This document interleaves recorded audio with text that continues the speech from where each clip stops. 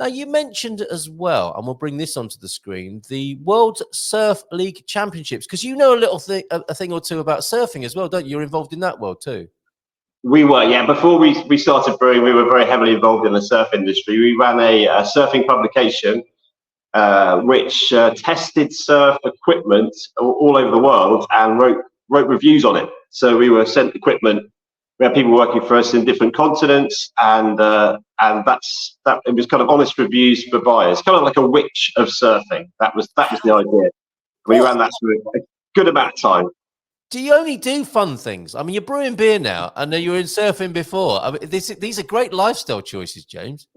Well, I think that's it. You've got to love what you do, Carl. I think that's it. I'm sure you love what you do as well. I do. I really do, and I really admire what you've done here. So, can we find out a bit more about this for those people who? I mean, people know Nazaré now, don't they? Nazaré's definitely put Portugal on the map, and some Tom and Toddy who are on our show on Monday.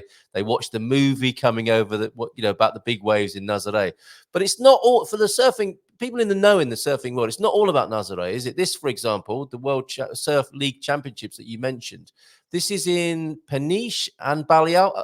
Give us a sense of the scale of this and how important this is on the world stage of surfing, if you can.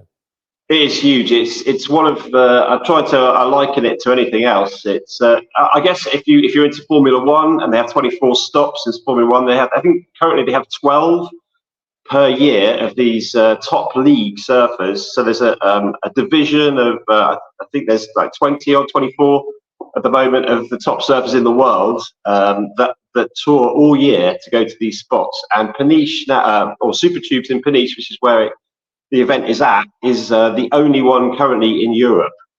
So it's very, very important for any European world surfers, world-class surfers that are here. It's their home event.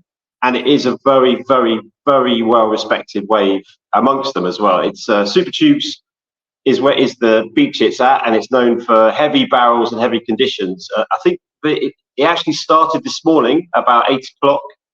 And looking at the forecast, we've got some huge swell coming in with the event window.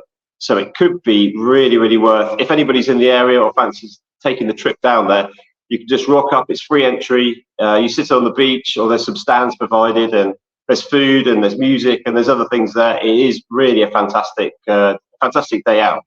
I had no idea. So why is it called the Super Tubes Beach? Is that a sponsorship thing, or is it naturally called the Super Tubes Beach? The break is Super Tubos, yeah. So it's named that really because it is a barreling wave. It's a very heavy, comes straight out of deep water and hits the sandbanks there. And the way Super Tubes is angled, it's angled for southwesterly swells, and it's sheltered from the predominant north wind. So the north wind there would be offshore, which is exactly what we want for surfing. So that's why it's called Super Tubes. It's it's a very technical wave. It's very tricky to surf. And that's what people go to the beach to see these guys battling with these huge tubes.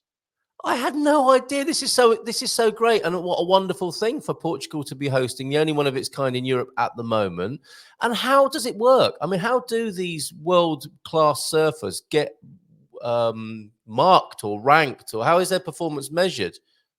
That is a very contentious thing. The World Surf League, as you can imagine, how do you rate one wave over another? I believe the judges split it into speed, power, flow, and maneuvers. So it would depend certainly on the wave you chose to catch, and it would also depend on the maneuvers you do, how you link the maneuvers, and the speed you carry through the maneuvers. Basically, it's split into 4 sections, as I understand it, and they're scored out of 10.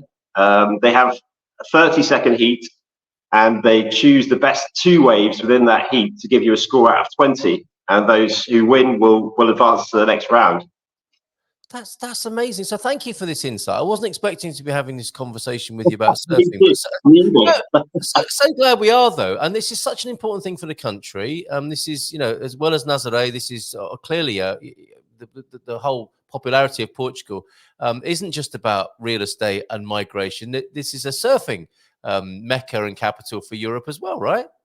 Oh, it's huge, absolutely huge. I think it's the fastest growing sport in Portugal at the moment. Don't quote me on that. Maybe that's golf, but it will certainly be up there in the top 5, I would say. And there's such. I think the important thing in this area, especially, is Peniche area was historically quite a poor area, but at the moment you can see, if you take immigration aside, you can see that what surfing has brought to the area, and what this competition in particular. They put it on the map. I believe the first one was in 2009. It was part of the Rip Curl Pro search, and then they basically stopped searching because they'd found the perfect spot. And ever since then, it's become a yearly thing.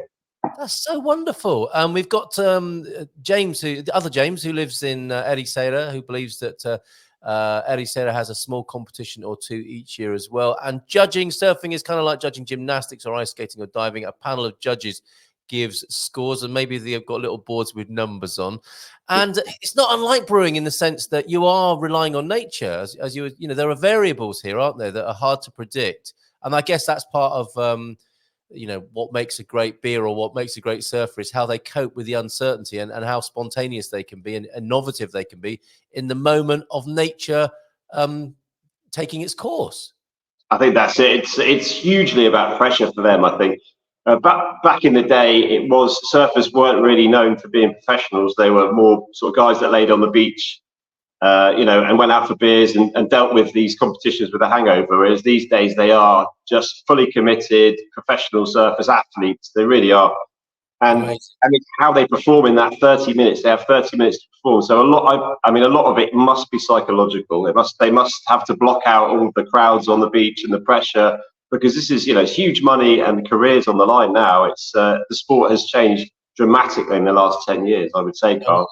And as you're saying, it's changed Peniche as well. How lovely to hear that. In their downtime, then, you're predicting, or the word on the street is that these surfers and the people who've come to watch them will be looking for a nice beer in the evening, something to eat. So that's good for you in Lourinhã as well, is it?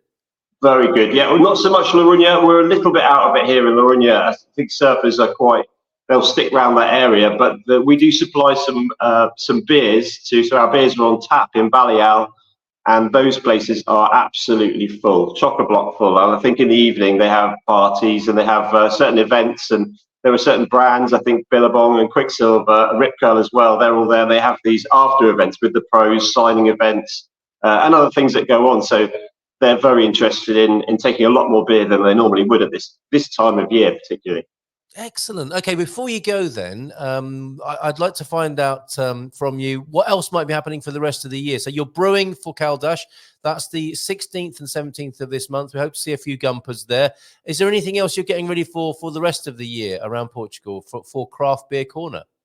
Yeah, there's so many things that are coming up. We have the 50th anniversary of the Revolution, the Independence Day.